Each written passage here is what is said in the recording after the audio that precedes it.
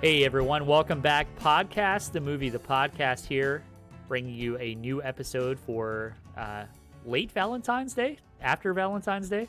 Late Valentine's Day, yeah. That works, yeah. So we are doing Eternal Sunshine of the Spotless Mind. I have with me here Logan. Hey guys. Coming to you from a blank screen. It is me. I'm not on video for our Discord chat here, but let me ask you guys a question. Can a load come up in your crib? His picture is Lamar from Grand Theft Auto, so the entire time this podcast is going to be hosted by Lamar. Man, don't hate me because I'm beautiful. There we go. How the fuck do you remember so many quotes from GTA 5, man? I beat that game like 8 years ago. That's great. Oh, you mean you haven't played it 5 times in a row? Yeah. No, I played the story one time, and I was like, great, and just moved on. So good. Revisit it. I've got Austin here with me. He doesn't play Grand Theft Auto more than once. Hey, it's your boy. Sometimes I play the online. I mean, I just don't replay the story. Speaking of Rockstar games, we have Mr. Tyler here with us. He's a Red Dead fanatic at this point. At this point, yes, absolutely. Was it Yeehaw Shoot a Man? I think that's what. Yeehaw Shoot a Man. I think that's what the official podcast title right there. I think that's what the cool kids are calling it these days. So what's going on, guys? How was Valentine's Day? You guys do anything special, anything lovely, or did you just get completely frozen in here in Texas? Yeah. Frozen in, but also drunk. So it turned out pretty okay. There you go. That's not bad. Yeah, I did not get drunk. I did drink a little bit today. I was able to order a waiter because prior to that we couldn't leave to go get any food or anything and couldn't have anything delivered. And luckily we did stock up on some like non-perishable foods just in case, and we needed them. It turned out, so that was great. But we were able to order some food, and we ordered food from Chewy's, which is a Mexican food place here in Tyler. They're pretty solid. It's all right, but the main attraction for me was the fact that I could order a margarita for delivery, and let me tell you, that's living the life right there. Absolutely. Alcohol that is brought directly to you. Mm-hmm. Welcome to Texas. It's a good-ass time. Welcome to Texas. Hey, man, you put a lid on it, don't give them a straw. It's legal. Legal. Weird, huh?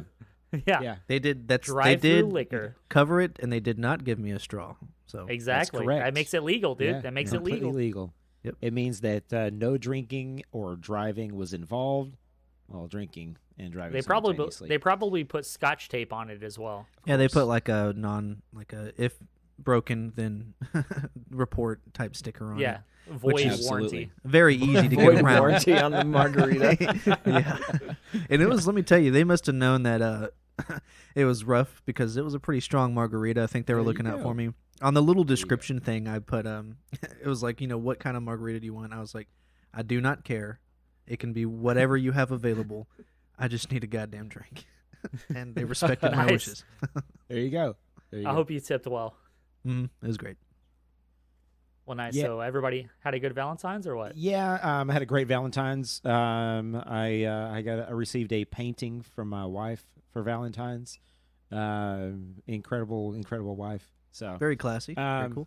Yeah. Wait, she painted it or she bought you a painting? No, she painted it. That's Holy awesome. shit. Oh, is that it? Tyler's now showing the painting live on stream here. Yeah. I love that. We have dude. That's a awesome. corked up heart in a bottle here just to show how much she loves him. That's that correct. It will forever be bottled up with a special bow and corked in so no one can get to it except for him. That is correct. Yeah, man. Other than that, I mean, this is the conversation that I ended up having with my family, which is I really wish that we would stop having these once-in-a-century fucking things happen to us.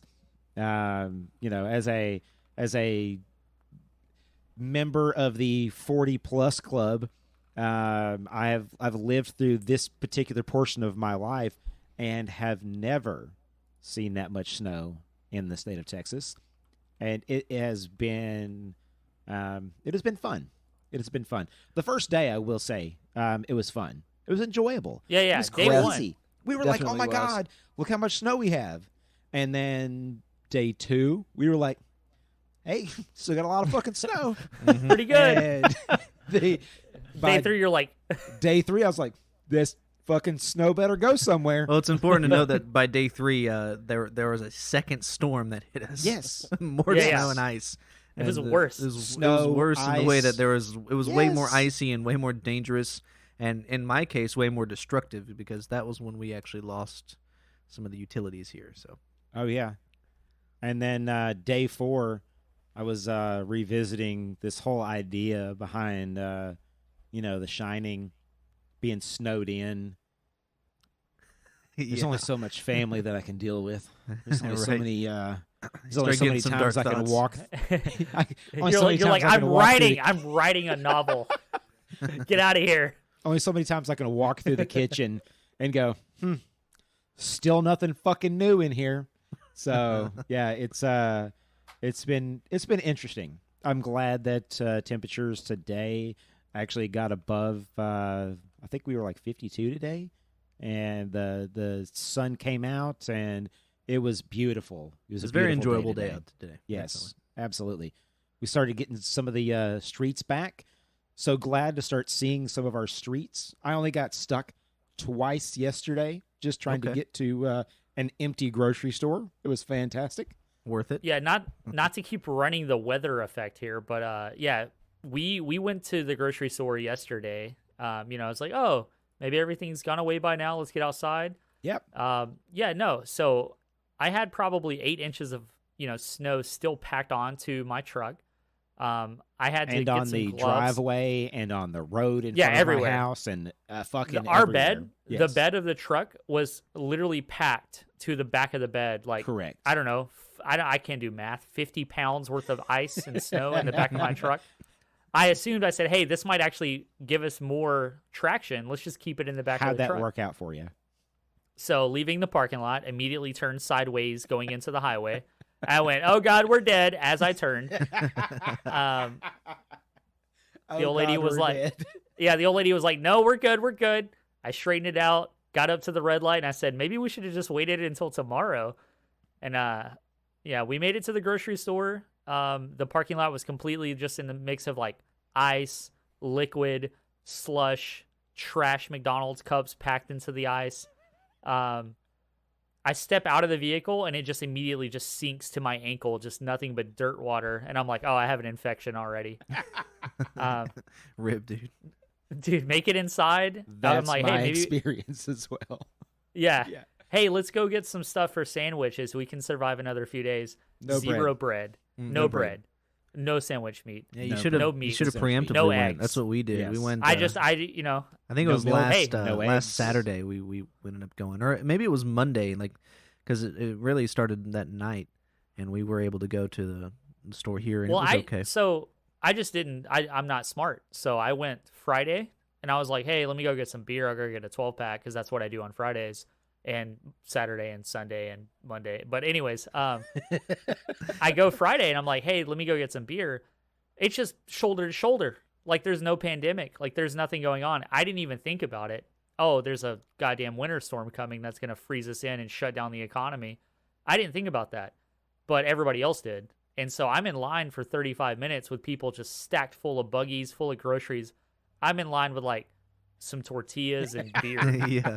And, like, people are looking at me like, people are looking at me like, what is this guy doing? And I'm like, why is everybody panicking right now? What's going on? Well, to be clear, I will say that most of what we got was more akin to like preparing for a 24-hour gaming session as opposed to a getting locked in. So it was more it was less, essential food and more Mountain Dew and Doritos type situation. Correct. So we actually got those exact two items. It's very weird.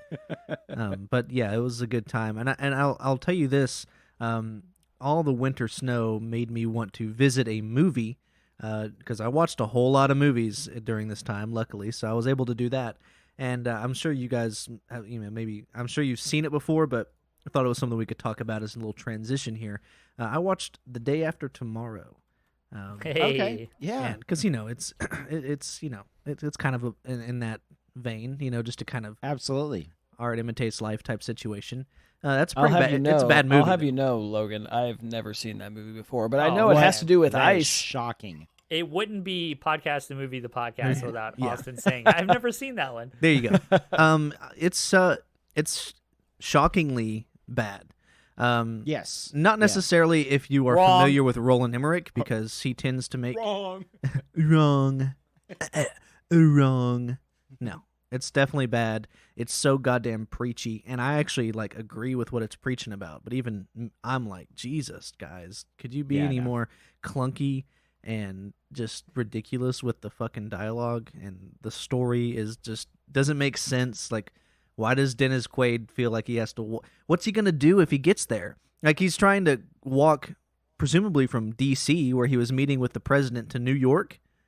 Yes. In this massive winter storm, which is unsurvivable, just to do what? When you get there, then what? Like, why? Like, literally, there's nothing you could do. Just die with him? Were they? I think didn't they continue like heading north, or they had some massive like fireball that that warmed everything up. I have no idea. Yeah, they didn't explain necessarily like what resolved it. It was just a bad storm, and then they're like, I just don't remember. I don't remember the ending of the movie at all, but I've seen it probably 5-6 times. Yeah, me too. It's I like just one really of those. remember the wall of water. I just remember the water coming through New York, and I was like, "This is the coolest shit I've I'll ever seen." be honest though, for and then immediately forgot. Early mid-2000s movie, the effects are pretty impressive. Like, it's actually pretty based impressive. off of the effects. They made the effects first, and they were like, "Holy shit, we should probably make a movie using some of this stuff." Yeah, it was just a yeah. I wouldn't be surprised to find out that it was like a Like demo a special reel. effects reel. Yeah, Yeah. absolutely. For these guys. Yeah. But I also watched a bunch of law movies, because I don't know why, but I just was like, I'm gonna watch a bunch of law movies about lawyers and stuff. So a few of them that I watched, I of course watched Legally Blonde, and I also watched Liar Liar, because I remember you mentioned that last time we were talking about the claw, and you know, the Jim Carrey reference for Eternal Sunshine. I also watched A Time to Kill, which I bet only Tyler has seen. I can quote a specific line from it right now. Okay. You're also 100% correct.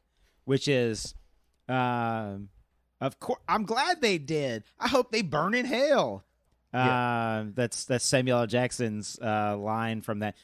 Samuel L. Jackson, Matthew McConaughey in it. Matthew McConaughey in like a early serious role for him. It's a John Grisham novel, correct? Yep.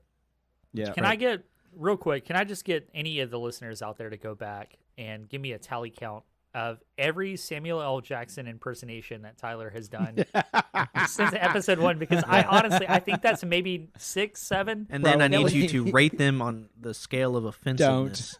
Just send us an email. Let us know. And that, that's an okay movie. Like, it's actually a pretty tough movie to watch. Like, It is. I would say maybe like trigger warning for people who have gone through mental trauma related to various violence. But by far the best movie I watched, in my opinion, the best one of the ones that I watched is The Lincoln Lawyer. Also Matthew McConaughey as a lawyer. McConaughey. Yeah. Much better movie, much better representation of a realistic courtroom setting. Much better like writing and dialogue and acting across the board. It's a really really good movie, and it's also got Marissa Tomei in it, which is just fun because my cousin Vinny, and that's why I texted you guys this week. I was like, "Damn, dude, Marissa Tomei," and then I also texted you guys about Sandra Bullock from A Time to Kill, and I was like, "Damn, dude, Sandra Bullock." So that was Sandra Bullock. Yeah, absolutely. I'm telling you guys. I'm telling you guys. Women from the 90s in general? Is that what you're saying? That's definitely my type, like no doubt. Like just grunge core. Yeah, definitely. Like just the wife beater kind of thing. I don't know. Into it, big Something pants. about it just does it for you. It does. So, all right. So we got I don't know. High-waisted jeans. Something about Logan that gets just locked does that shit in. Logan gets locked in. He goes on a 90s spree, just in general. Austin, what do you got, man? What have you been watching throughout this winter storm? Honestly, the only thing during the winter storm that I really actually caught up and finished on was Better Call Saul. So I finished all the seasons. I'm caught up. More season lawyer 5. Stuff. Oh yeah, I'm telling you. All the way up to season 5. So now I'm just sitting here waiting for season 6 to start because you know how it be. Season 5 ended with a big fat cliffhanger.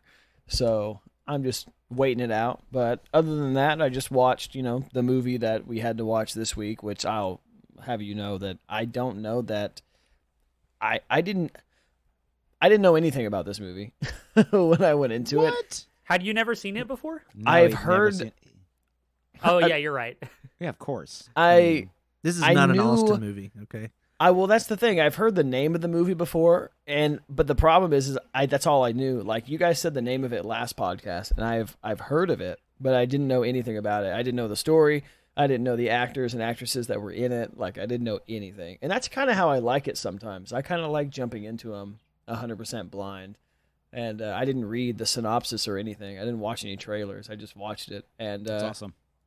yeah, so pretty much it was the movie, and then I caught up on Better Call Saul. I don't think I actually watched anything else. It was mostly I played the video game Prey outside of watching stuff, and let The me tell latest you, one? yeah, I put 13 hours into that bitch over the course of like 2 days. Like I was in it. I loved it. Still playing it too. I just haven't finished it, but that's probably all that I've done, honestly. Nice, man. I've yet to give it a shot. I definitely have it, on my list of games to play. But Is it in your game collection? yes, Of course. yeah, I'm with you, it man. is. I'm with you. Of course. So Tyler, what's up, man? What have you been doing through Valentine/Winter Lock-In? So basically, what I ended up doing, like right before Winter Lock-In happened, there was a new movie a new game that came out on the Switch, which is it's a new Super Mario game, which is okay. It's the remake of the 3DS version of 3D Mario 3D World. Really, really good. The thing that they actually added onto that is a little game called Bowser's Fury. And, I'm just a huge Mario nerd from way, way, way back. And it's really fun. Really, really fun game. Put many, many hours into that because, what the hell else am I going to do? The other thing that I was actually able to do is I caught up. I want to really talk about 2 movies. I watched a ton of movies, but there's really only 2 movies that I wanted to talk about. One of them is a horrendous piece of shit called Willy's Wonderland. Or Willy's Never Wild heard of it. Wonderland. Of course you haven't. I also have never heard Has of it. anybody heard of that? Logan, have you heard of this movie? I have heard of it, yes. Okay. So it is Nick Cage's new movie. Uh-huh. And I love it already. It's just mm-mm. if you Gone have in 60 seconds. Nope. Yeah, look, if you have the choice between going in 60 seconds and watching this movie, yeah, man, choose the former because clickbaity ass review headline. it is fucking terrible. It is terrible, terrible, terrible. It is one of the. Do you guys want me to spoil Willy's Wonderland for you? I'll literally never watch it. I won't watch it. Like I I am- remember, I looked at it, and I realized it was a Nick Cage movie, and I realized it was not made in the late '90s, therefore it must be bad. And So bad. yeah, So bad. Let me just say a couple things about the movie. I'm not going to completely spoil it for those people that really, really want to dig into Willy's Wonderland. It's basically a movie about this. So it's the game. What is it? Five Nights at Freddy's. yeah. Yeah. So it's basically if they took I Five Nights recall at the trailer. Freddy's. I know what you're talking about. now. Correct. And then they made it into a movie that was made by. It cost them like $105 to be able to make this movie, and the way that they were able to get Nick Cage in the movie is they never paid him any money because, and here's the kicker of the entire film. Here's the crux of the entire film, if you will. Mr. Nick Cage has 0 speaking lines in the entire film. None. What? He says no words. He's the main character, He is the main character. but He's the doesn't lead. speak. Doesn't speak. Has 0 I speaking gotta lines. watch this. I Okay. gotta watch it. Okay. Are there not any like screen actor like conflicts with that, like unions? That seems like it would You know what, man? I have no idea. It is a horrendous movie. And I'm warning everybody. no redeeming qualities at all. Doesn't he? Does he not speak in the trailer? I mean, if there's no No. redeeming qualities, can we not agree that the only redeeming quality is that he doesn't talk the whole movie? Okay, there's that. So there is that. Okay. So he does not speak throughout the entire film, and it's basically they put him inside of a building to clean up the inside of this building where he is really just he's a human sacrifice to these animatronic beings. So they have the souls of serial killers put in them. Look, let's not dive into the weeds too far. And It's literally Five Nights at Freddy's. Yeah, it's exactly Correct. the same. It is exactly that. And they basically leave him in there, and he beats the shit out of all these creatures overnight. That's it. That's just spoiled the entire movie. That's horrendous. If you didn't know that was going to be the ending of it by 10 minutes into the movie, you shouldn't be listening to this podcast. Just turn it off and go dunk your head in the fucking vat of sand. I have no idea. Rip. The other movie that I want to talk about, very, very similar in a lot of respects. No, it's not at all. It is What? it is Joker. So that's I watched that yesterday as just It's fun. It's so fun isn't really the words that I would use No, to be able it's to fun. describe the film. Did we talk about Joker when it very first came out on this podcast? I think we talked about it a little bit, but we didn't Yeah. really. We talked about it a little bit, I know, on episode 1 in talking about like the Academy Awards Okay. and Uncut Gems' place in that or lack Yeah. thereof, and the Joker, of course, was brought up there. Man, it is. I mean, Joaquin Phoenix just makes that entire film. It is incredible acting. I actually think it's pretty incredible- bad. Like, Okay. be, Okay. no. Like, I mean, without him, it's pretty bad. Okay. Like, I it's agree. actually I agree. just not good. Well, there are. Wait, you certain think? aspects to Wait. it. You think Joker's bad if Joaquin Phoenix isn't in it? Oh, I I think think it would without- be bad if Without Joaquin was in it. Phoenix Yeah.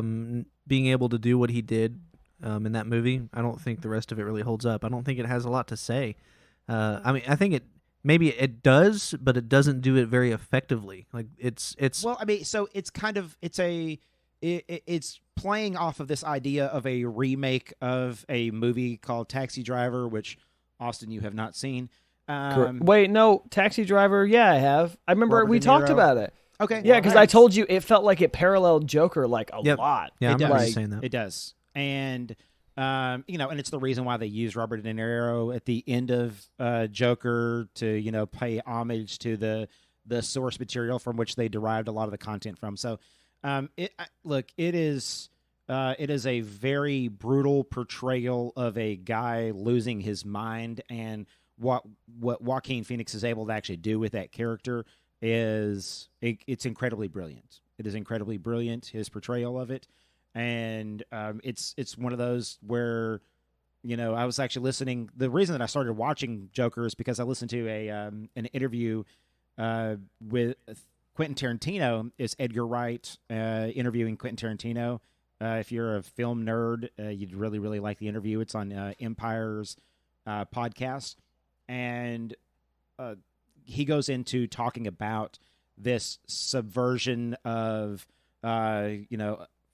from like subverting the entire audience, basically taking the entire audience, and you have this idea that is implanted into the audience's head, because nobody would do the things that the Joker does, because everybody thinks of the what if you stood back and actually looked at what the Joker does in that film. I mean, it's horrendous. I mean, he is a psychopathic character, but by the end of that, whenever he fucking he does the thing that he does that shocks the entire fucking audience. And if you were in a theater watching Joker, then whenever this grand moment happens at the end of the film, you are shocked and elated at the same time. And it's a very visceral experience. And I agree with Quentin Tarantino in that if you watched it in theaters, you got a completely different experience than if you watched it streaming in your home. If you watched it in theaters, you had this there's this visceral reaction that happens that Quentin Tarantino describes as having sex, as opposed to watching it in your home as masturbation. So you have two completely different things. The end result I is remember the same. I read the transcript of that interview, or at least that part of it. Yes. And It's a really, really fun interview, by the way. yeah, So I mean, anytime Quentin Tarantino is involved, it's going to be kind of well, wild. it's Quentin Tarantino and All right, Edgar Wright. all right, Yeah, man. Edgar Wright is Yeah. also a All character. right. Yeah. That's my Tarantino impression. I actually by the think way. that I'm bringing that back.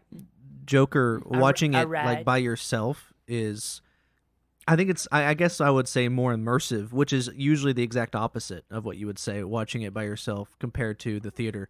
And I say that because of what the movie is about, where you have someone who is feeling alone and distant and separate. Sure. And it also probably is related to like the headspace I was in when I watched it for the first time that really affected that, to where like the first time I watched it, I was like, that really kind of affected me in a way that I wasn't expecting.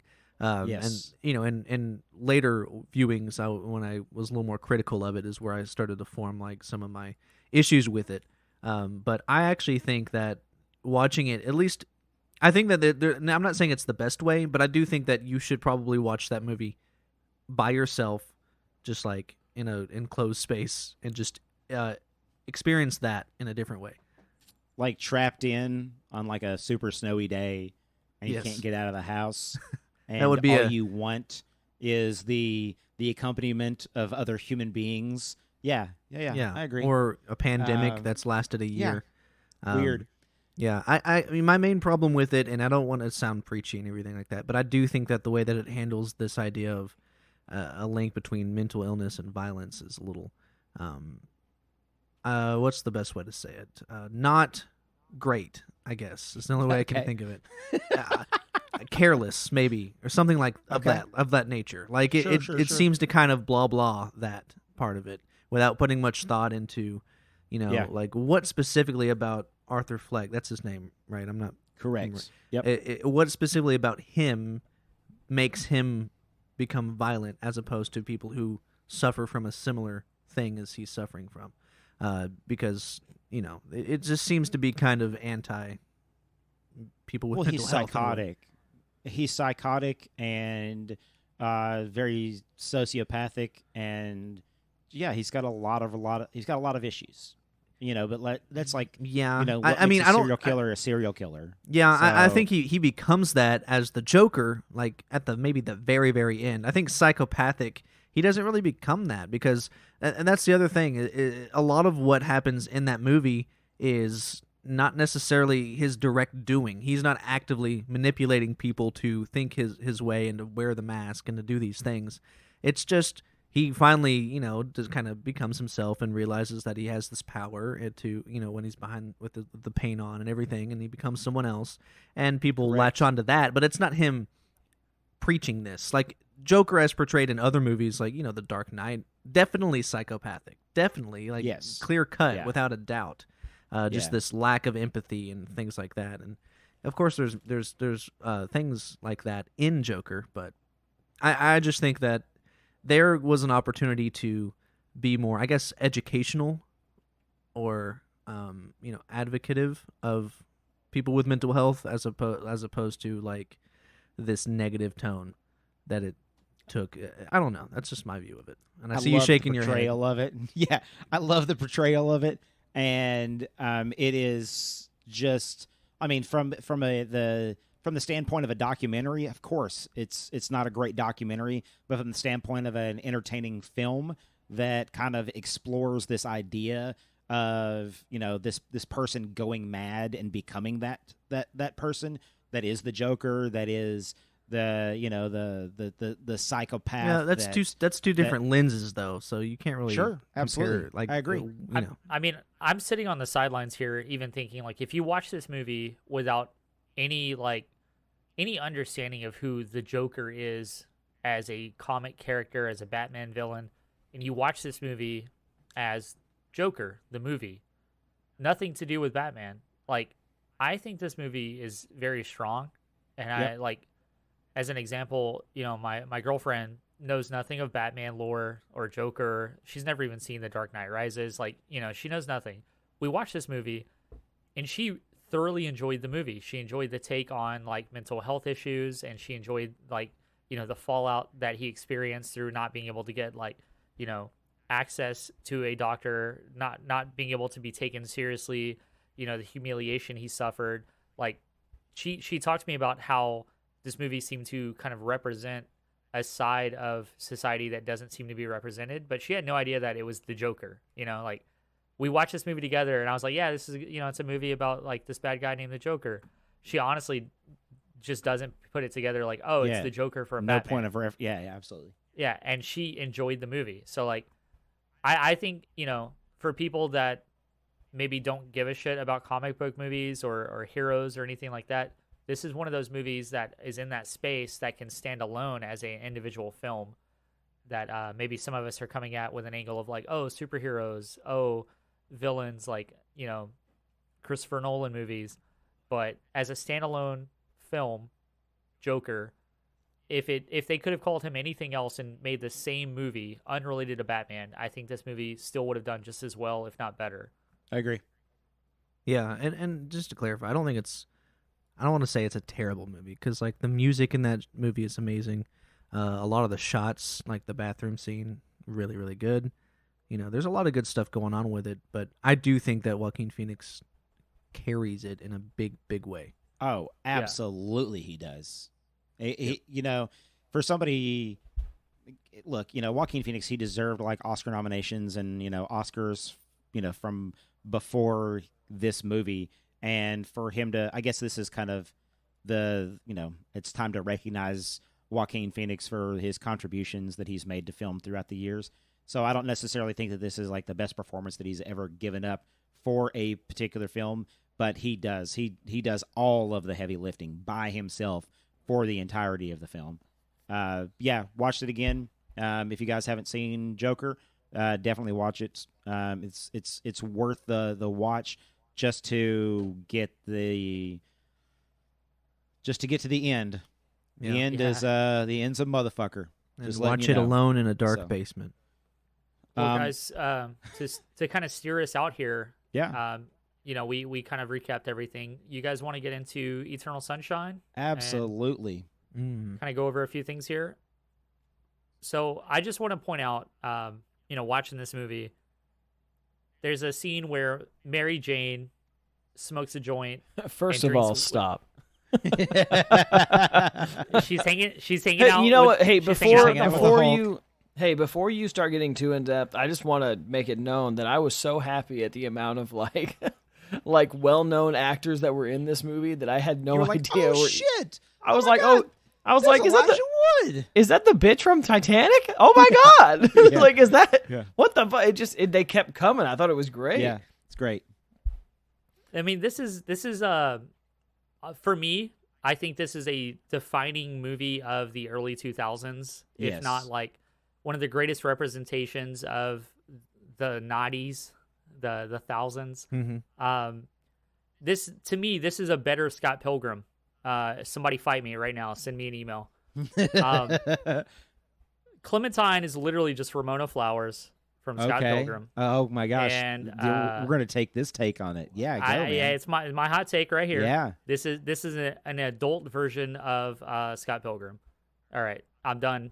Anyways, Eternal Sunshine of the Spotless Mind. Yes, you have the Riddler. And the lady from Titanic hanging out, and then Mary Jane and the Hulk and Frodo decide to start drinking and smoking joints. Yep. And Frodo, the Hulk, and Mary Jane. Yeah. And they walk into that a is room. led by Benjamin Franklin. This is correct. Oh shit! Yeah. Yeah, I knew you were gonna love the because I have a whole thing on Tom Wilkinson. Absolutely, love Tom Wilkinson. Yeah, he was in one of the movies I watched this week. One of the many that one of them I can't recall, but I watched him and he was in another movie. He's in a lot of stuff. Let's see. Yeah, like the things that I remember him from, like obviously this movie right here. He was in Mission Impossible. Okay, yeah, Mission Impossible. Because I just watched Michael Ghost Clayton. Protocol. If you guys haven't seen Michael Clayton, incredible film from 2007. Yep. And yeah, John Adams, he actually won the Emmy for his portrayal of Ben Franklin. I didn't know he won an Emmy for that. Yeah. That's awesome. And It's really good. Like, he's just such a great actor. Like, if I know that that Tom Wilkinson is going to be in the film, it's exciting. It really is. I remember on a previous episode we did, I talked about him and how I thought it was interesting how he was Benjamin Franklin and John Adams, and then he was General Cornwallis in The Patriot. Two opposite sides. Absolutely. Of, so yeah, love him. He's really, really good. British guy who can act as anybody. Oh yes, absolutely. Mm-hmm. Yeah, but like what Rubyen was just saying, man, the fucking cast in this thing is incredible. You have, we have the Riddler, we got Jim Carrey, we've got Kate Winslet, we've got Elijah Wood, we've got Mark Ruffalo, and Kirsten Dunst, Tom Wilkinson, and for those of us out there I know what you're about that to love say. the indie comedy scene. David Cross. David fucking Listen, Cross, man. David I Cross forgot is he my was in favorite this. character. I forgot He's my he was in favorite it. character in this entire movie. He's like, let's just let him smoke, dude. Yeah, let me Yeah. tell you real quick why David Cross is my favorite character in this movie. So he's on the couch, he's chilling. Yep. He's like, anybody want to smoke a joint? That's our introduction almost, right? Like, she's like, no, listen. Like, he needs to not be able to. He's a grown man. He's an adult. He can see What are this. you fucking? You can't be Joel's parent. Yeah. yeah. She throws out the laundry. She's like, you Throws do the your own laundry fucking in. laundry. Yeah. Yeah, It's like, love oh, this is just great. Yeah, it's the best David Cross impression of David Cross. Yep. Yeah. Just himself. Love it. I'm like, Yeah, so, and then his whole character, they're at Montauk, and he's just flying an RC plane, just smoking a joint, like at the beach party. Like, they're going to hang out with all their friends, and he's just out there flying an RC plane. Like, it's just the funniest And then, shit. like, later on, you get the conversation that they have in the vehicle on the way back, and he's like, "No, I didn't crash the plane. Yes, the plane crashed." And then, Yeah. and then whenever she's like, she says something to him about, wait. So did you smoke? He's like, well, I have to smoke whenever I drink because, I have the one that's like, it levels out the other one. And like, Yeah. I just that David Cross. So David Cross, I know. It's so good. It's so good. oh, yeah, dude. He was like, I didn't crash it. And I'm pretty sure, like, in the back seat, like Jim Carrey's character, it's like it's a fucked up plane, like in his lap. Yeah. And it's like, no, you Yeah. totally It's next to him, just broken. Yeah, Yeah. it's broken because he crashed it. It crashed. He didn't crash it. Yes, exactly. So, can I do a couple of minutes on the Go ahead, man. Yeah, man. So, this is my thing, man. Growing up in the time that I grew up, this falls right into my wheelhouse. Late '90s, early 2000s. That whole indie film boom that was going on. I mean, and look, we're still in the middle of like this indie film boom, but this whole idea behind film festivals, things like that was not really a thing. And then now it's this thing that's part of normal, movie culture of, you have film festivals where independent movies are being shown. And then these big production companies that go in and they buy all the independent films. And now they just show them on Netflix and Amazon and all the other streaming services that we have out there. Mm-hmm. But, back in the day, I mean, this was like Spike Jonze and Wes Anderson's and Michel Gondry and Charlie Kaufman. These are these pioneers in that space of just, man, incredible filmmakers that really brought something different to this filmmaking scene. And Quentin Tarantino, he has a place in there, and he's kind of one of these the original indies that allowed this space to be able to be populated, and allowed the filmmakers like Wes Anderson and Michel Gondry to be able to be seen.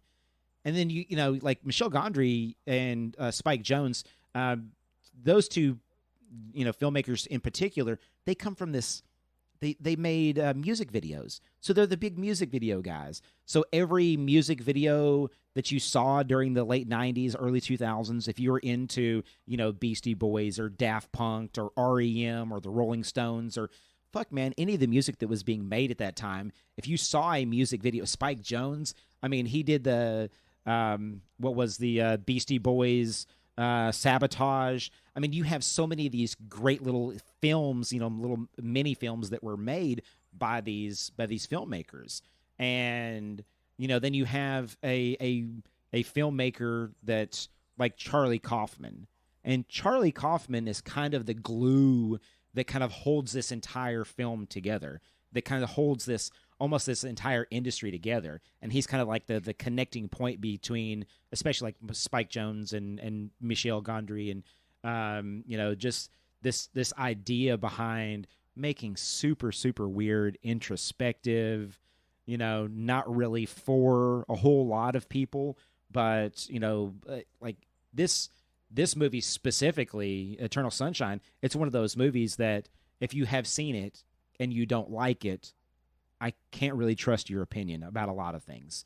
Because I don't know anybody that's seen this movie and didn't enjoy it, or at least get something from it. I watched a interview with these filmmakers, and they're talking about it, and one of the guys was like, this pretentious movie written by Charlie Kaufman, and I stopped the interview right then and there because I know that I cannot trust the things that this guy is actually going to be saying next. Because the things, I mean, this movie was so vitally important to me in my life, and also this whole movie making scene. What's funny, if I can just to cut in on a little bit of additional history, even older history, almost Renaissance history. They referenced Alexander Pope, or as Kate Winslet put it, Pope Alexander.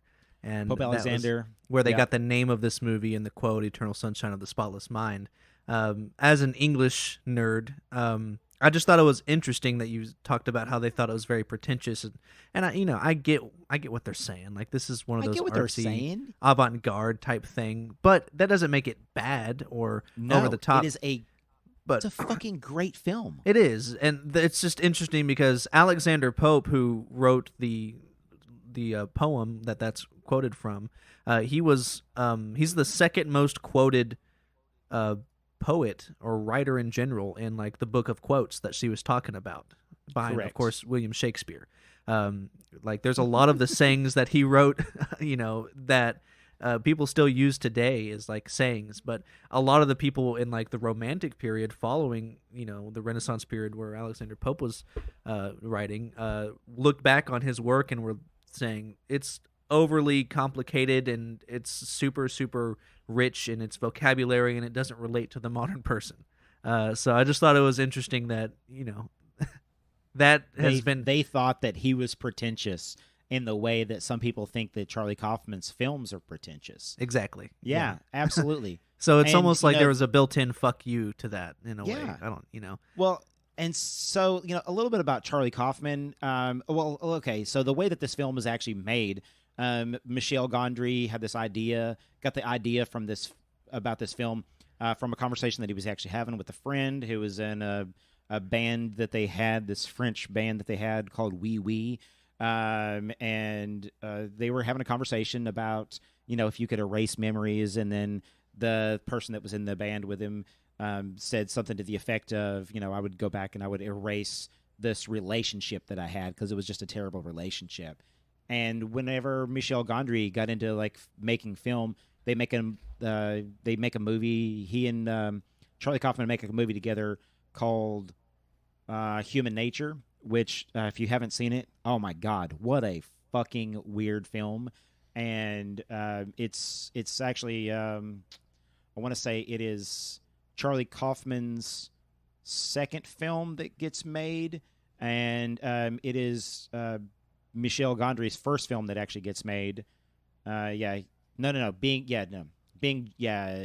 Malkovich was the first of Charlie Kaufman's film that got made by Spike Jonze. And if you guys haven't seen Being John Malkovich, I think everyone here seen Being John Malkovich, raise their hand. Even Austin's seen that, right? Austin has not seen that. Really? Awesome. Classic. Yeah. I don't even know who John Malkovich is. Oh, Jesus Christ. Hey, man, that's our next movie. Austin, you're fired. No, he's not fired. That's why he's on here. That's the whole so we bit. can That's push the him whole to bit. watch these Gotta movies. teach the boy. And I can't wait to hear his take on this movie once you No wrap up. shit. So look, being John Malkovich, the log line to it is that this guy, they discover a portal that goes into John Malkovich's head, and and then So silly. shenanigans happen. Yeah. So incredible film. Oh my God, such a weird film, but incredible. And then same thing with like Human Nature. Human Nature is actually Tim Robbins, Patricia Arquette, and Reese Ifans. I can never pronounce his name. It's basically where they find this guy from the wild, and then they teach him like the manners of being a human being. It's really a weird Reverse film. Tarzan. Yes, reverse Tarzan. Well, no, kind of Tarzan, yeah. Kind of Tarzan. Except they teach him to be basically domesticated and sophisticated by giving him electrical shock therapy anytime that he does something. Because Tim Robbins, as a scientist, learned that works with mice, and he teaches mice to eat using like a knife and a fork and shit. It's fucking weird. It's super weird. Anyway, Well, clearly, like Kaufman and Gondry just make weird shit. yeah, they make weird stuff together. And Gondry sought out Charlie Kaufman and was like, hey, I need you to write this film. This is kind of the whole basis on it. And then Charlie Kaufman does what Charlie Kaufman does. And he just goes deep dive into just being this whole, creating this sci-fi world of, being able to erase memories and just and what's like really crazy is the way that they do it in the film is probably the way that you would actually erase a memory. This whole being able to find the neural pathway, whenever you think about a memory, it lights up specific neurons in your brain. And by destroying the core of that memory, it allows the other memories I to be don't able imagine to you degrade. could do it without surgery. No. He says, I mean, like, is there any brain damage involved? He was like, well, and he was like, yeah, technically this is brain damage. Yeah, absolutely, because it is. Mm-hmm. But yeah, one thing that stands out with this is that this is a sci-fi movie, right? This is a science fiction, time jump, and also I want to hear Logan's take on this in a little bit, but this isn't a time travel movie. No, but there is some visual time jumping that happens. Well, and it's also the way that the story is told. Yeah, I was gonna say it's more so nonlinear storytelling as opposed to time jumping. Well, there's multiple timelines happening throughout the movie that you have to pay attention to, and one of the clues they provide for this is their hair across the screen. Absolutely. So not only with the color of her hair, but even Jim Carrey's hair, there's different links, there's different parts, and you have to kind of lump all this together with what's happening at what time. So you have the real timeline that's happening when you essentially first start watching the movie, which is real time. It then you kind of get some jump backs here that goes to the current time still, but prior to the memory erasing, which then plays into the running timeline of his internal thoughts, which aren't reality, but they're his reality of what happened, but are being altered as he's trying to escape the erasing. And then on top of that, we also get the real life events on her side of things with, and real quick, just Elijah Wood is the most despicable. Jesus Christ. I absolutely, unlikable character. It makes me almost not like him as a person. And I know that this is a movie. Yes. But he plays this character so well. It's just this fucking just incel. I think it's the way he looks, man. Like he just has that shitbag look to his face, man. Oh, absolutely. He has like the sideburns that came down to here. He had like the chin. Yeah. It is chin 2004. I was gonna say that's just kind of early 2000s. Absolutely. But I will also say like he did kind of embody that in a way that was because when he was with Clementine, he wasn't necessarily being like a bad person, but his at the same time he totally was doing something completely unethical, as pointed out by the Hulk, just completely unethical and gross.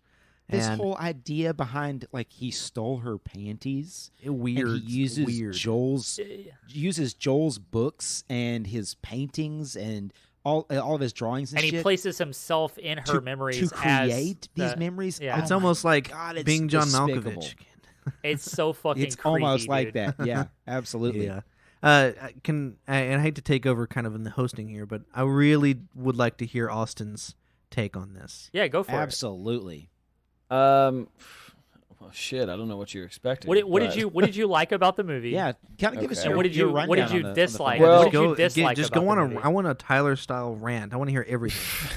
Give me everything. Me go on a It's Tyler your style first time rant? watching. It's your first time watching the movie, right? All right. What was your initial takeaway? Like, what did you Okay. like about the movie?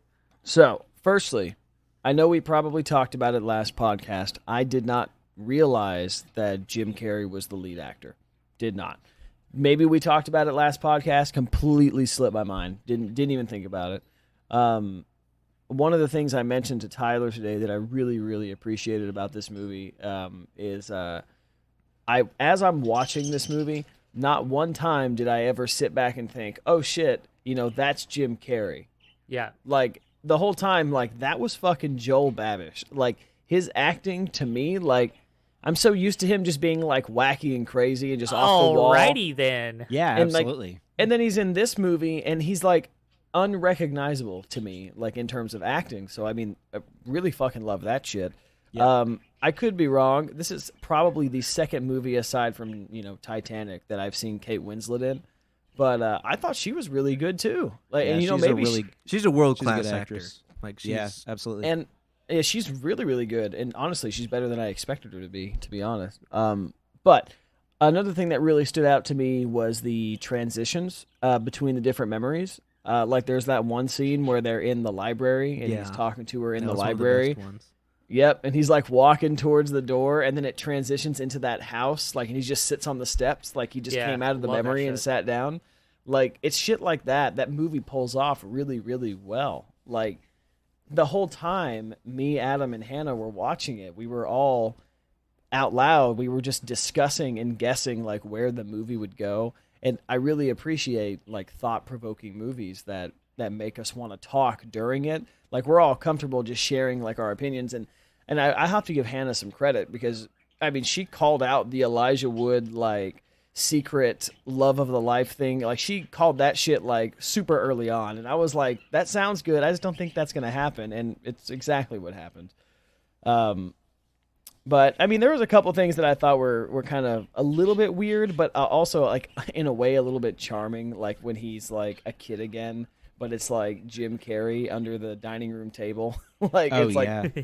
oh yeah, like it's really weird. It was. Ice cream. He's like ice cream. I know, like it was really weird. It would like flip between him and like a real kid, and I'm just like, Yeah. that's kind of it's kind of funky. I mean, I understood it. I get the scene and why, and like they're jumping through memories and shit. And another thing that kind of threw me at first, I mean, I get it now, I think, but like when he was talking to her within his memory, so it's almost like he's talking to his subconscious, correct? That's correct. Like his Right. subconscious of her, because she understood that the Yeah. memories were being erased, but it was just him telling himself that he understood the memories were being erased. Yeah. So I should bring her to separate memories to keep her away from them. I think it was by essentially inserting her the into other memories. personification of Correct. his, like, trying to, undo, and his brain fighting back at what the And- process was being.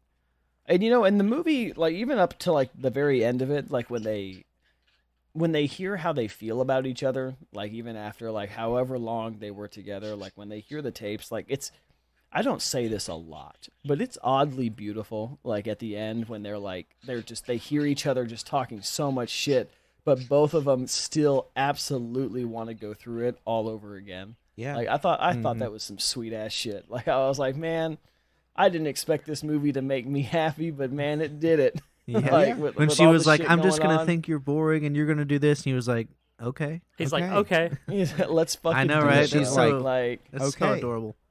Man, I know. I'm telling you, and there's so many different takeaways from this movie, and like the for me, like the grand overarching theme of the entire thing is, it's no matter what pain that we go through in life, and no matter what transitions that we go through from whatever we were to whatever we are now, and it's the path that has taken us along the way.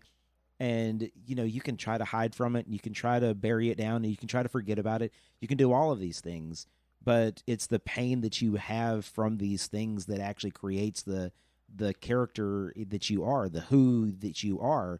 And like they deleted each other. They deleted each other from each other's lives, and their subconscious still allowed them to be able to be drawn back together. And even though it wasn't Clementine that told him in his memory, whenever they're doing the last thing that they do at the what is it, blue, the big blue house. What do they call it? The blue ruin house. And it wasn't Clementine actually saying to him, "Meet me in Montauk." Yeah, it was his brain that was saying to himself, "Meet me in Montauk," using her voice. And that just burrowed itself into his subconscious that, no matter, you can go in and you can delete all that shit. It doesn't change the who you are, though. And it's the who they are that actually drew them together. And, it's an incredible tale of love, but it's also, an incredible tale of life. And, she even says it, that whole thing that she says at the very end of, I'm going to get bored, and it's just what I do. And she lets him know, like, at the very beginning of the film, I'm just a fucked up girl looking for my own peace of mind. She's laying the groundwork for the traps and the travesty and everything like that they're going to have to go through in the relationship that they have. And is it worth it? Do they eventually make it at the end? Do you think that they actually survive the relationship the second time through? Or do you think that they fall into the same patterns and come out of their relationship exactly the same? Yeah, do they find a way to, which I know there's probably not, but do they find a way to get their memories deleted again and just go through it again? Yeah, how many times would you do this? And that's one thing. I don't know if you guys caught that. Yeah, that they've both had their memories erased multiple times. Well, and that's, I noticed that, actually, because there was a scene where I think it was before they introduced the doctors in the first place. Like, Jim Carrey had, like, the pen marks on the side of his temples. Well, that's the timeline jump. So that's the morning. That's the day of him arriving back at the apartment. Yes. After he had been at the doctor. So there's some time confusion there. But whenever they all show up and they start drinking whiskey, and it's the Hulk and Mary Jane at the apartment, that's the same day. And you see at the end he wipes the marks off with the alcohol pads. Yep. But also just think about the psychological effect of the fact that he was having memories erased of her. But then during it, because, it went wrong because they were smoking joints and drinking, they weren't paying enough attention, that they fucked up the fucking experiment. The actual, medical procedure that appears to have been going fine in the community, that their business is booming right around Valentine's Day, and that they're getting calls and calls and calls, and they're printing and printing and printing these cards because it's an actual business that's happening, and it appears to be a legal procedure that is now allowed in this reality. It gets fucked up because, some interns that shouldn't be doing it in the first place are doing it after hours, and they're just drinking and smoking and not paying enough attention to it, and they mess it up ultimately. This procedure could have gone fine in any other situation. Yeah, I mean, it technically did go fine. And that's the thing, is going fine or not going fine. This whole reveal of, you get the entire movie that plays out, but then there's this little subplot that is also present throughout the entire movie, which is, and if you go back and you watch this movie multiple times, what you get is, Mary, so Kirsten Dunst's character, I think her last name is Svevo, and if you watch her and make her the primary focus that you have throughout the entire film, there's this, you can see this relationship that she had with, Howard. Whenever she's on the phone, he comes up behind her and he puts his hand on her shoulder, and there's a connection that they have right there. And the way that she looks at him whenever she leaves the room every single time, and we get this reveal at the very end because she's talking about how she kind of it's this young female towards the older, I don't know, almost like fatherly figure, the way that she adores him. And that's kind of how you're supposed to read it the very first time that you see it. And it's the reveal is, oh shit, he's been having an affair, with her, and then basically has forced her to have a memory wipe because it's what's better for all of them. And but look, even that perfect memory wipe that they had, you can't go back through and destroy this act of love or infatuation or whatever that relationship that you have with the people that are in your life, or in the case of the woman who's at the waiting room trying to erase the memory of the dog that she had. Jesus Christ, man, I can't even imagine the implications of something like that. But just this idea that, just because the memory is gone, it does not change the core of who you are. You're still you. I mean, and you're still going to have those impulses. But if you're also deleting these memories too, like her dog dying, like what if she learned things about dogs that she would not have known before because of that dog? Does that mean those disappear, yes, or does she subconsciously? Well, that's what we that see. kind of stuff? That's what we see. Huckleberry So Hound. whenever she meets him on the train, he doesn't even know this nursery rhyme. My darling. He's like, oh, never heard of it. No idea. And he totally did know it. And he knew yeah, it. and not we only see did that at he the know end. It, yeah. But, he had such a connection because this Huckleberry Hound doll that he had, and it was his favorite. And so that memory is gone. Mm-hmm. And then ultimately we see that this practice that's happening isn't just deleting memories of their loved ones.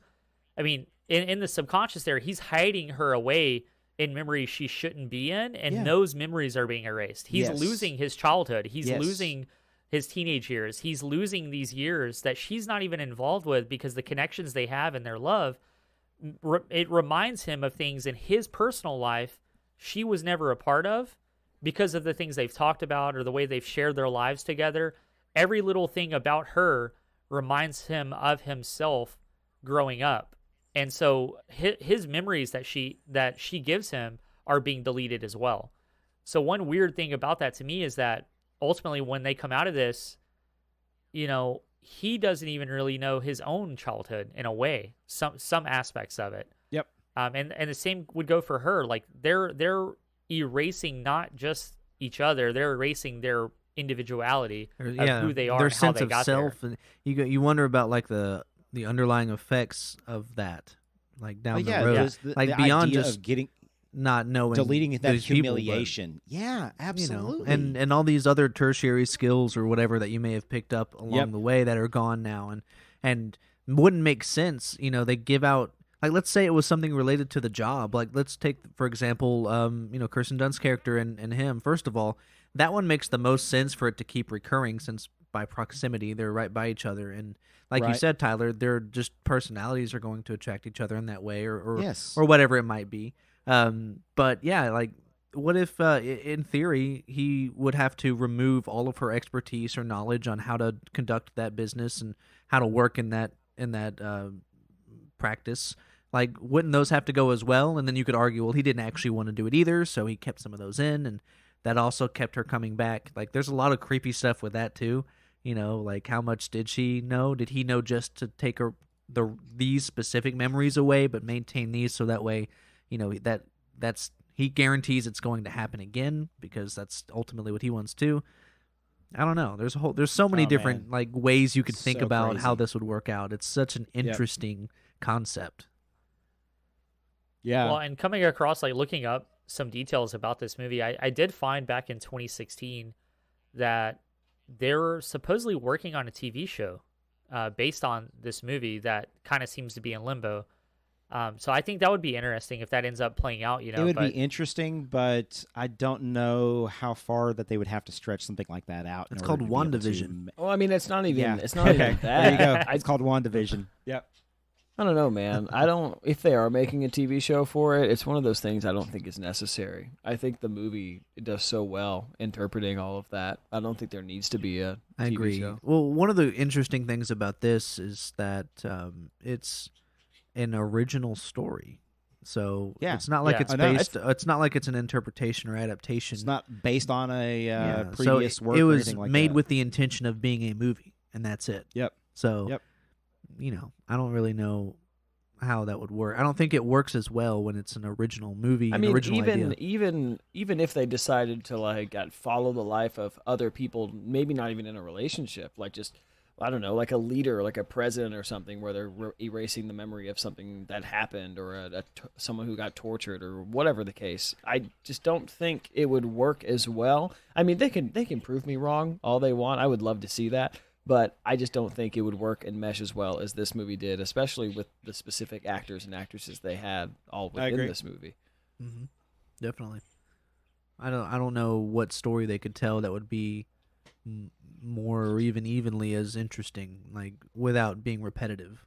Like the love story is already probably the best way to go with that, as far as what kinds of memories you could remove. Like, sure, there is something that could be done with.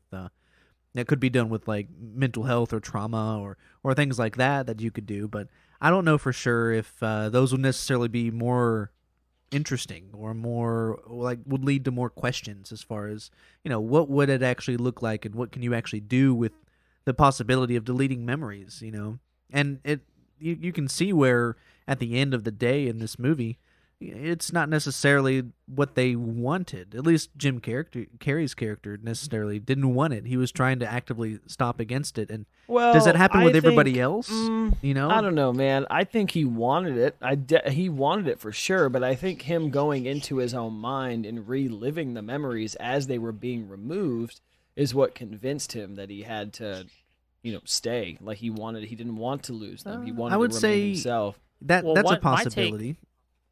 My take on it too was that he didn't do it out of the fact that he wanted to do it. He kind of did it out of spite in a way. Yeah, it was reactionary. It was a reactionary effect, right? So he went to bring her a Valentine's Day gift at her work to surprise her, and ultimately found out without her saying anything. He found out, that she acted as if she didn't even know him. She didn't. She physically and mentally did not know him. But to his surprise, like that was a little off-putting. Like, was she putting on an act? Was she just being rude? I don't mean to interrupt your thought. Yeah, you go just ahead. reminded me of that scene when they walk into the library, or when he's like, going up to her and he finds out that she doesn't know who he is. I was trying my best at the beginning of the movie to pay attention to who was kissing her, because I was certain it was Elijah Wood's character, but I wasn't 100%.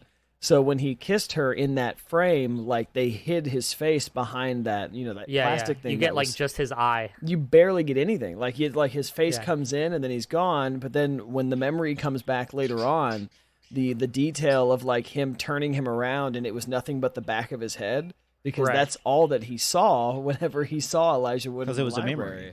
Because the only memory he had was the back of his right. head. He didn't didn't know. see the guy.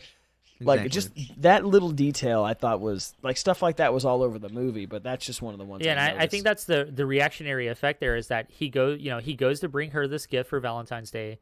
She just completely blows him off and doesn't recognize him, and to the point where it's almost like he doesn't know if she's putting on an act or if there really is something wrong. Like, she doesn't know who he is. And I think there's some kind of background story there we just don't exactly get throughout the film, but how does he end up ultimately finding out about the place? And I think we realize later on that he has already done this before. They've both already done this before. They've both already had their memory erased. They've already reconciled. They've met again in a way, because when we see him getting his memory erased in his bedroom, he takes the pill coming into his apartment, and the guys are pulling up next to him and they're waving at him. They're trying to get his attention. They already know who he is. They're like, yeah, that's him right there. That's him right there. Oh yeah, I think he does live here, because he's already done this in the office, right? And hold on, Tyler, hold on. I have a thought about this. Okay, and then whenever it he comes takes from the seeing pill, the deleted scenes. Go ahead. okay, those aren't canon. Okay. And whenever he They're takes not. the pill, whenever he takes the pill and lays down, and then we get the dialogue between the Hulk and Frodo. He says, I love that you continue to call them the Hulk and Frodo. Yeah. There was a scene, I don't recall exactly who says it, but they're like, "Oh, has he ever done this before?" No, I don't think he's done this before. And then like his eyes open whenever he's drowning in the sink as a child, and he's trying to keep all the memories in different situations. The main guy comes in and he's like, his eyes have never done this before. Like, he's never opened his eyes before. Why would it be before? He's not, if this is his first time getting his memory erased, why would it be, this hasn't happened to other patients? It's the situation that they have both probably had their memory erased already, at least once or twice. And ultimately, whenever he goes to greet her at the library and she doesn't recognize him, that kind of like, it sets off a thing like, oh, why doesn't she remember me? I'm just going to go get my memory erased as well. Like, I'm going to forget her again. So I think there's some timeline stuff in there we don't get to see on camera where they both have already probably had this procedure prior. So I don't know. Tyler, what do you got? So the way that the story actually goes is, so he was living with a woman before. Her name is Naomi. Right, Naomi. Yeah. And she actually has a huge part that she plays in the deleted scenes. There's this entire deleted scene where you get to see Naomi and like kind of their relationship that they have. And Naomi feels like she's in the middle of a relationship where Joel feels like he's at the end of a relationship because he meets Clementine. And because Naomi is nice. She's the nice one. She's the nice one. She's the normal one. It's very relaxing, very boring. It's a very boring relationship, but it's a very normal relationship. And when he meets Clementine at the party and he starts to have feelings for her, he basically, like that night, whenever they leave there, they basically goes over to Clem's house. This whole idea is that, he feels like he is just broken up with Naomi when in reality, it was 2 years ago. It was 2 years ago whenever he breaks it off with Naomi. And you kind of get to see the relationship of Joel and Naomi play out where he practically, he's cheating on his girlfriend with this new girl that he meets because she is different, because she's exciting, because she brings this whirlwind of craziness into his life, and he's attracted to that because it's new. And because it's this new thing, Joel's not, we see it, from the perspective that the movie actually gives us, which is, Joel's he's kind of just a loner. He's kind of a weird, goofy guy. And, Charlie Kaufman actually wrote Joel based upon, his own characterizations of, he's a writer and, he's kind of an artist and, he's very internal and it's all about the things that he's thinking about all the time and, writing down his little thoughts in his book and everything like that. And whenever he opens his book and he sees that he hasn't actually written anything in 2 years, and he just continues this whole writing process. But there's this entire subplot that is deleted of his relationship with Naomi, so we know that this hasn't happened before. We know that him and Clem, this is whenever he meets Clementine, and then he goes to Naomi and is talking about, look, I'm kind of at a point in my life where I feel like we need to have a break. And Naomi's like, oh, you fucking met somebody else, didn't you? And he's like, no, I didn't meet anybody else. But he did. Yeah. And he doesn't want to have this physical act of cheating on his girlfriend, which I think it is that he did cheat on his girlfriend with Clementine, because that's the thing that we get at the very end of their relationship, which is, that's how you connect with somebody. You fuck them. She's like, oh, you're wondering if I fucked somebody. And he's like, well, I kind of figured you fucked somebody because that's how you make a connection with somebody, is you fuck them. And so I'm seeing these connections that you're putting up now. Yeah. And so, Joel's not a great guy. He's just not. But from the perspective that we get of the film, the final edited film that we see, he's presented in this light of kind of being this kind of goofy guy or just quiet, super introverted guy that's a little weird. And, I like that that's the perspective that we get, but I also know that, they haven't gone through this before.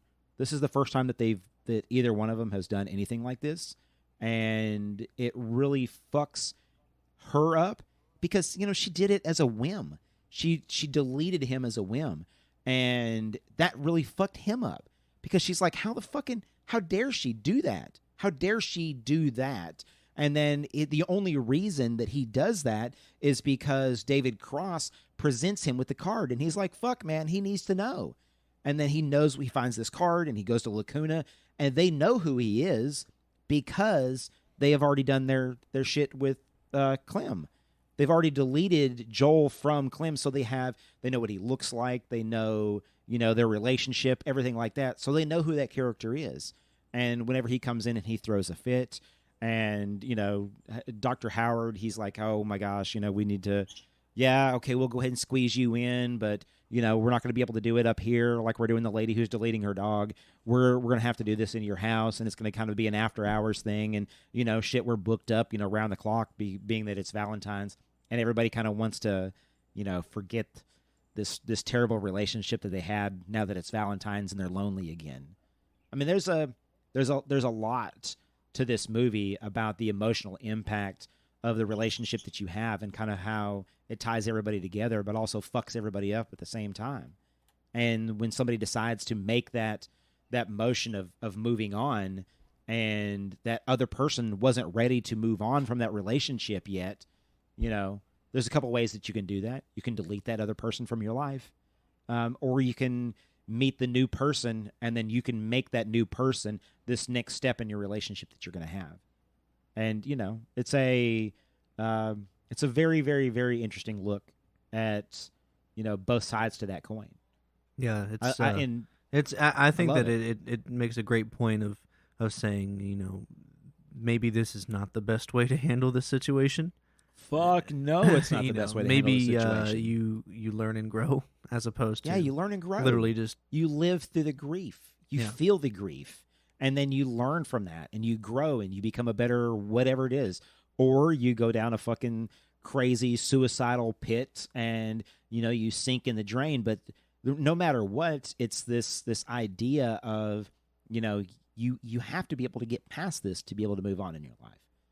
Yep. And deleting it is, it's probably not the answer. It's probably not the right answer. If anything, because you're bound to just be right back where you started. Yeah, repeat your mistakes. Yep. Repeat the things that you did.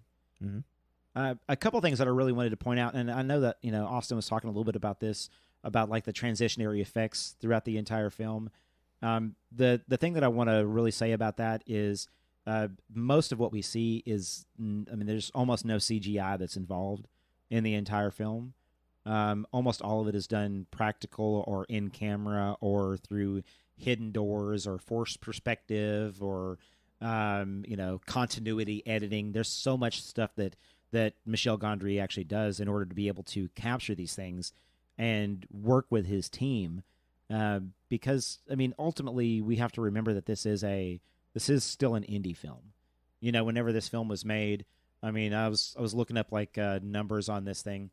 It was originally filmed. It cost $20 million. That was the entire budget of this film.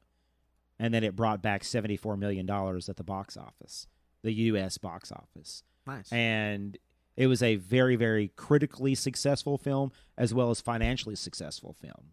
For Charlie Kaufman, we get to see his later works. If you know anything about Charlie Kaufman, Schenectady, New York, is kind of the end all be all craziness that is Charlie Kaufman creating a film inside of a film inside of a film. You should watch it at least once. It's insane. The entire movie, beginning to end. Have you seen it, Logan? I have seen that one. I haven't seen it because this movie, for me, this is one of the first indie avant-garde movies that I ever watched. Because I mentioned one of my friends growing up that me and him got interested in movies and tried to seek these kinds of movies out, and this was one of his favorite movies. I don't know if it still is, but it was his favorite movie. And so he was like, dude, you need to watch this. So I watched it, years ago. And I was like, that was amazing. That was really, really good. And I hadn't really seen a movie like this before, where it was all about the story, the characters, the production, all of it just melded together so well and with a specific intent on how they wanted to tell the story. I just I watched Star Wars, and that was it. I watched stuff like that, Yep. So this is a big thing for me, and so as a result, I looked into kind of who was behind it, discovered Charlie Kaufman, and attempted to kind of go from there. I haven't watched it in a while though, so but yeah, definitely from what I remember, it was even more weird and difficult to follow. It's a very difficult movie to be able to watch, but it is just, if you want to talk about the depths of one person's craziness, I talked a little bit about Nick Cage and Willy's Wonderland earlier. If you want to watch probably, other than this movie, Charlie Kaufman's most original take on a film, there's a movie called Adaptation, which is it's a movie that stars Nick Cage playing Charlie Kaufman and Charlie Kaufman's twin brother, and it's basically about they gave him this project of adapting this book into a film, and the movie is a movie about the adaptation. And in the movie, there's a screenplay that he is writing, and the screenplay that he is writing is the film that you're watching. Yeah, and it's so it weird. is. You're blowing my mind right now. Meta on top of meta, and there's hold on. So you have to watch Being John Malkovich correct first. Yes, and then you watch Adaptation, right? Yes, yeah. Okay. And that might be my weekend. You gig. should watch Adaptation. And whenever you of the ones we've talked whenever about, you do that, yeah. Whenever you're watching, after you watch Being John Malkovich, you're going to watch Adaptation, because in Adaptation, they are making the movie Being John Malkovich, so you get to see the set and everything like that from the movie Being John Malkovich while he's writing the movie Adaptation. For the movie Adaptation, look, the fucking levels to it are going to give you a brain aneurysm, but it is so incredibly well done. And Schenectady, New York, is basically that on steroids, because it is thoughts that also fold a upon really good thoughts, cast, and it gets crazy.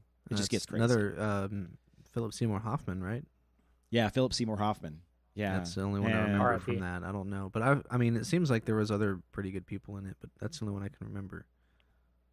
Yeah, Philip Seymour Hoffman's in it. Let's see, Catherine Keener's in it. Tom Noonan's in it.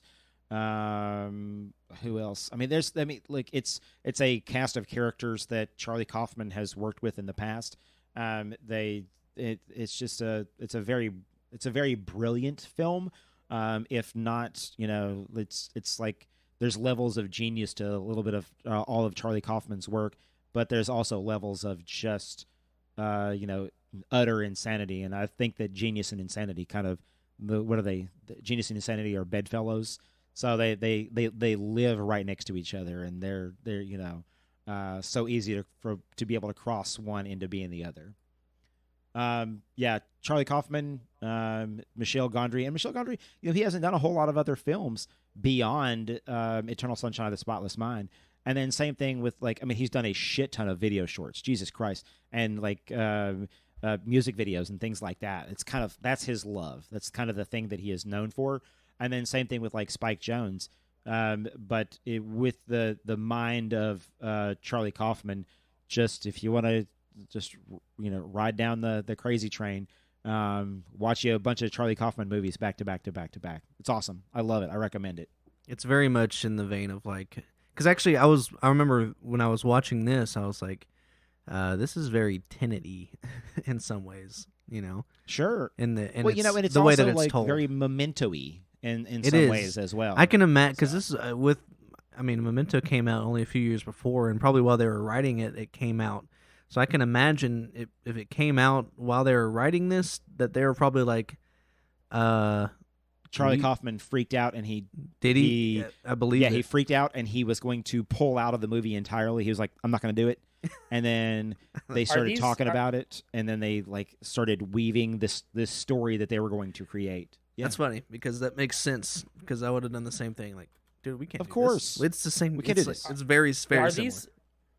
Are these Kaufmans related to Andy Kaufman? That Jim Carrey also ended up playing. Yeah. And if you want to talk about like a deep dive of a human being losing themselves in a role, Man on the Moon, Jim Carrey plays Andy Kaufman. It's mind blowing. Yeah. The performance So, Austin, is mind blowing. Austin, you mentioned earlier when you watched this that you didn't get the Jim Carrey alrighty then out of this movie. You saw Joel. Have you seen Man on the Moon? Have you seen The Truman Show? The Truman Show. Have you? I just want to make it explicitly clear. This is the only serious Jim Carrey movie I've ever seen. You need to watch The Truman Show. And you need to watch Man on the Moon. Yeah, absolutely. Yeah, at least hit up The Truman Show. Like sit together with your brother and your buddies and stuff, dude, and watch The Truman Show. That is another Jim Carrey movie that isn't a Jim Carrey movie, if that makes sense. Like it's one of his roles that. Like when I watched Eternal Sunshine, this is probably my favorite Jim Carrey movie. Yes. Right after, or right behind The Truman Show. Yeah. The Truman Show. I like The Truman Show a little bit better. I respect only because the story is just this crazy overarching story of it's another one of those like mind bending kind of movies that there's a lot of if you watch it multiple times you go yes. as you're watching it the third, the fourth, the fifth time, and it's another one of those where it's both kind of like happy and definitely very sad at the same time. Oh my god, yeah. It's just like when you start thinking about it's like if I was in this situation, how yes, Mm-hmm. Yeah, everybody has their own Truman Show story. So if you haven't seen it, Austin, no spoilers at all. 100% you should watch Truman Show. Yep, it's very good. I'll definitely have to look into it. Yep. I want to remind you guys, we're sitting a little over an hour and a half here. You guys want to kind of start wrapping it up here? Do you have any kind of final thoughts you want to go over about the movie? Any little one-liners you have? Any trivia? Any tips and tricks? Well, my best trivia is the was just about Vestal's lot. Alexander Pope. The world forgetting by the world forgot.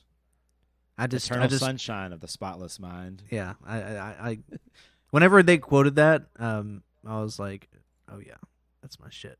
Yeah. That's my shit right there. I know that guy. Disregarding this movie, do you guys have any thoughts on like next week's movies? Movie. Multiple? I'm not saying that we need to cover this, but I just want to advocate like you should also watch The Lincoln Lawyer. Like I actually really really liked that movie. It was pretty good.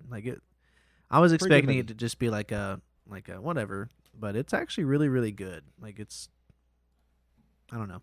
I like it. It's got some suspense in it, and it's got a good cast in it. Bryan Cranston's in it. Jay Wiggum's in it.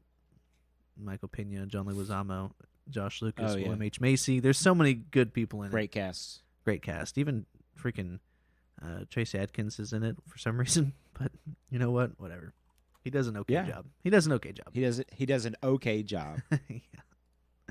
But other than that, I don't know. I don't necessarily have a specific movie that I had in mind.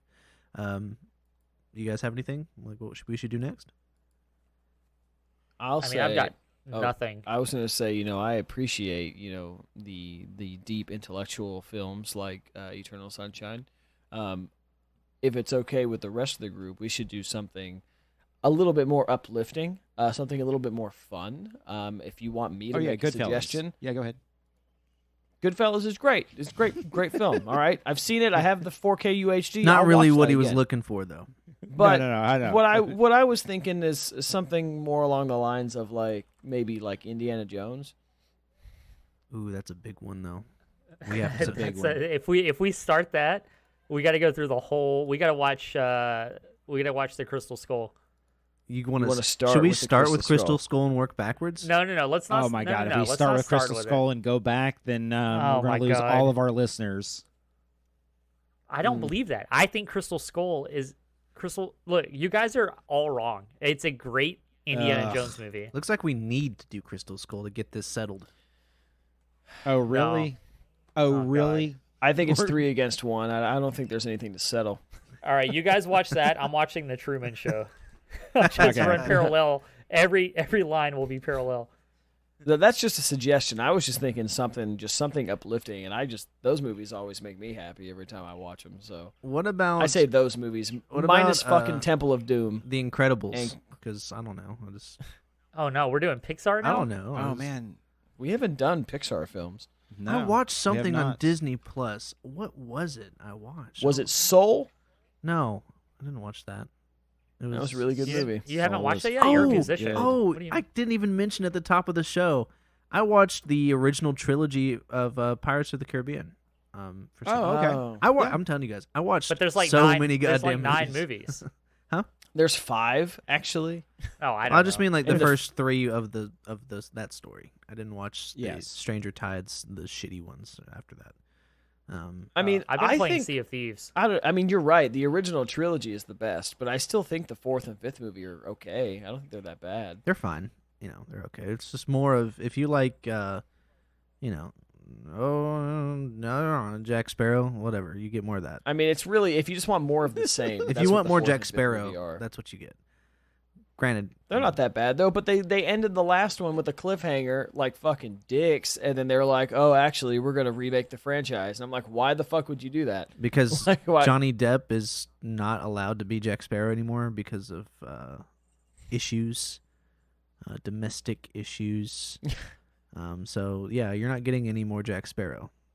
Guys, Yet, I if you asked want to about. see Amber Heard in The Stand, you're totally cool. She has a career, and you Yeah, know she's apparently. allowed to be able to get out there and just talk about whatever she wants to talk about. And Man, even after all like totally the cool. proof that came out and everything, it's nope. I Totally asked cool. about final thoughts Totally and tips and tricks about Eternal Sunshine, and we ended up on Crystal Skull and Pirates and Amber Heard controversy.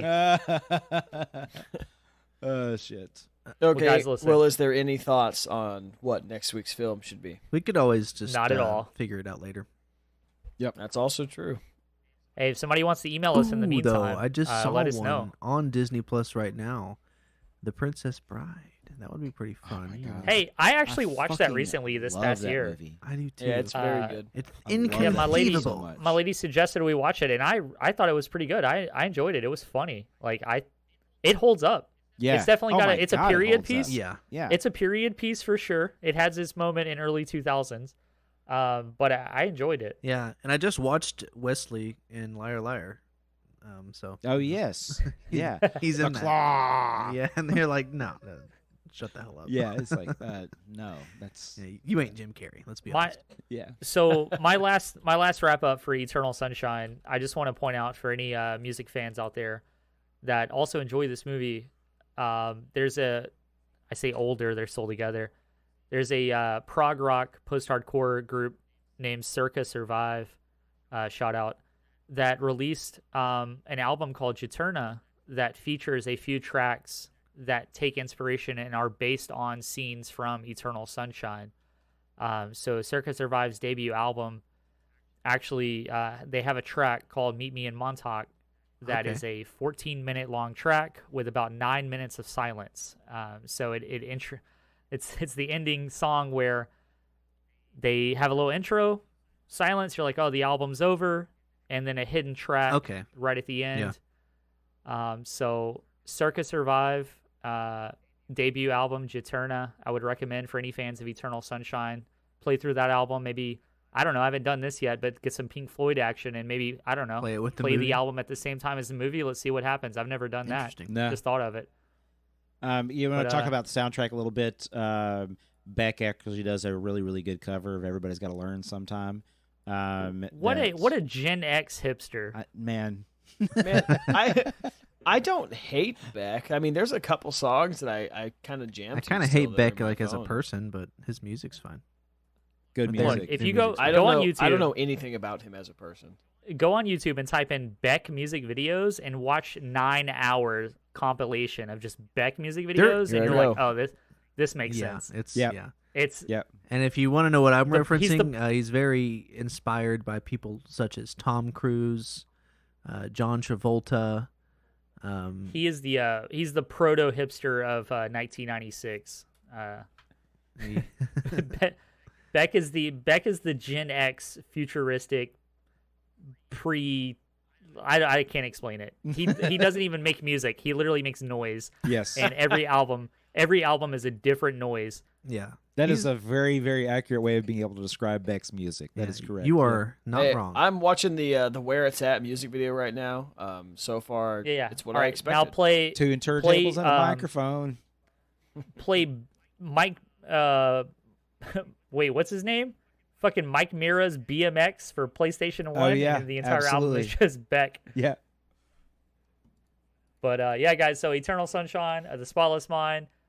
I think it's a required viewing movie for anyone. I believe that it has its place in 2000s, as you guys would say, avant-garde, hipster, indie, even though it was a full-blown budget, full Hollywood movie. On my side of things, I'm looking at it. But I think as a cult classic, it holds up. Everyone loves this movie. I don't know why it's not a 99% on Rotten Tomatoes and Facebook and TikTok or whatever, but Because everybody should watch reviews this don't movie. fucking mean anything in the end of that. I don't agree with that. Yeah. I don't agree with that. It's just opinions, just being shit out all over the internet. And we know that You're those telling are me just that great. Roger and Roger, 2 thumbs down. Roger meant and that you like- Ebert? Nope, Roger and Roger. Okay, gotcha. All right, if you've stuck around this far from this yeah, I don't know why rambling, you're still here. then you must be someone who's dedicated enough to go to podcastmoviepodcast.com and check us out there. You can find links to our social media pages. You can find a way to download the RSS feed on your favorite podcast catcher. I'm assuming you're already using it. And you can also send us an email at podcastmoviepodcast@gmail.com.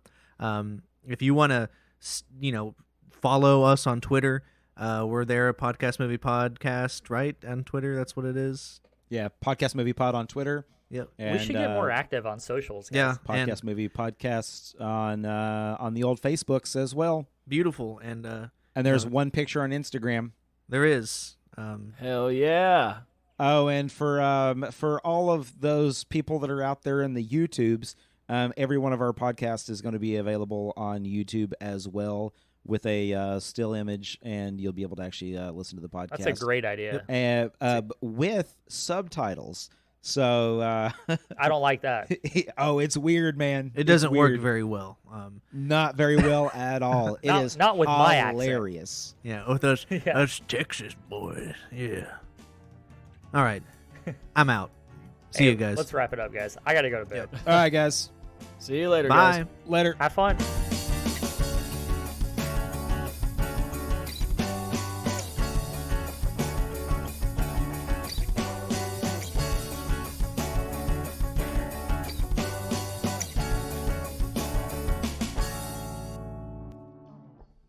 Thanks for listening to the podcast. We appreciate you listeners and enjoy reading your feedback. Drop us a line at podcastmoviepodcast@gmail.com. Check out our website at podcastmoviepodcast.com, where you can find all the links to our social media, as well as links to all the major podcasting platforms. If you can subscribe and leave us a review on your favorite podcast listening platform, it really helps us to be able to spread the word. Again, thanks for listening. See you next week.